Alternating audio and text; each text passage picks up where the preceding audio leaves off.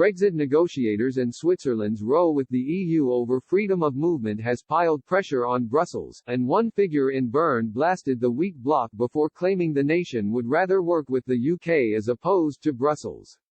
Switzerland gave the EU a boost yesterday when the country voted to keep freedom of movement. With all referendum votes counted, nearly 62% said they wanted to keep free movement, while 38% were against.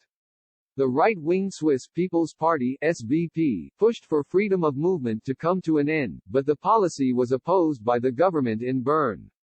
Switzerland is not a member of the EU but has a series of interdependent treaties with Brussels which allow it access to Europe's free trade area. The result means the EU will not have to face a Brexit-like revolt from another important neighbor.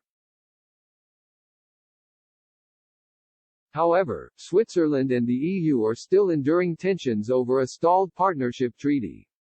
Switzerland spent much of 2019 working on an agreement with the EU, but the country's economy minister criticized the bloc's stance. Guy Parmelin said he was pessimistic a deal could be reached as a result. He said, "We want a good solution that can win majority support, and that is not the case at the moment.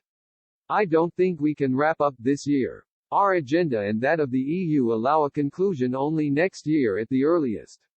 He hit out at the bloc's dogmatic approach to the negotiations. Mr. Parmelin warned the EU that the stalemate could force Switzerland to look for new partners such as the UK. He continued, "I think the EU would weaken itself if it no longer cooperated with Switzerland on research. We are then forced to seek alternatives, perhaps along with Britain, if the EU remains dogmatic."